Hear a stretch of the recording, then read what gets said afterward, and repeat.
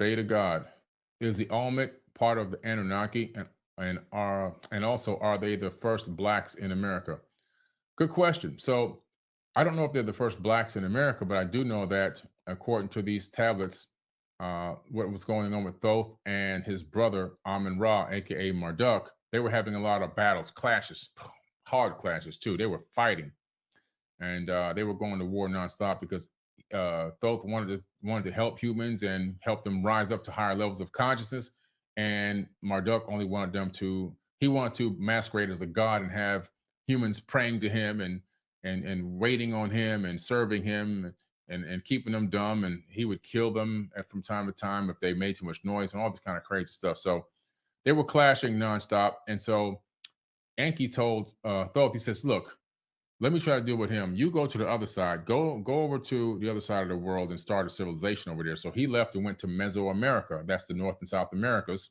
But he took Olmecs with him, according to these tablets. He took the Olmecs with him, and he went to Mesoamerica and started to build the Teotihuacan civilization, which spanned from the North Americas, the southern part of the North Americas, down in through what we call now Mexico, all the way down in through the Yucatan Peninsula, even down into South America.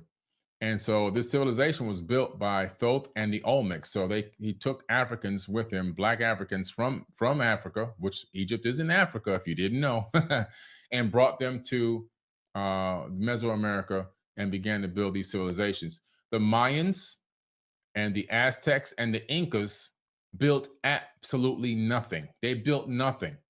They were barbaric people, just a slight level above caveman. They stumbled across the area or the regions that had been abandoned by Thoth and the Olmecs for maybe 100 years or so.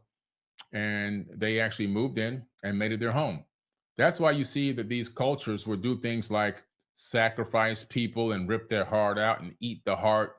And you say, how can you be so technologically advanced? You can create these advanced structures, but then you're ripping people's hearts out of their chest. The reason why is because they didn't create them.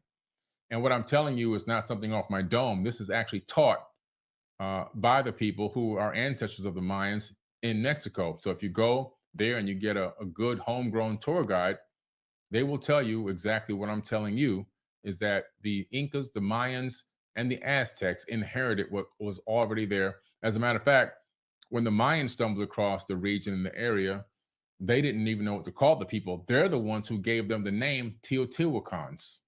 They gave that name to them. The Aztecs, I think it was almost 150 years later, they had a situation in the area they were living in where a volcano erupted, destroyed the valley where they were living. They went hiking and looking for a brand new place to live. They stumbled across what? Teotihuacan and the Chichen Itza and all of those different areas, Tulum, and they moved in. And so they took over, and it's all about just inheriting what was already there.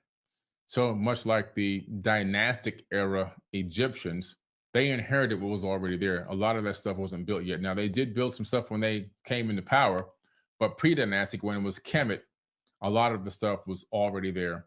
And that's why you see over time, you see the structures go from super megalithic to smaller, smaller, and smaller, even less quality of building. Even some now are dilapidated and falling apart and have to be fixed because they can't stand the test of time. But the further you go back in time, the more incredible the construction technique. The closer you come towards modern time, the worse the construction technique. And it's very visible and very easy to see that as time went on, knowledge was lost. Okay. Christopher Stevenson, who's older, Enki or Enlil? Please explain the relationship between the two. Thanks, Billy. Oh yeah, you know what? Unapologetic. You already know. We already know. We ain't playing them games.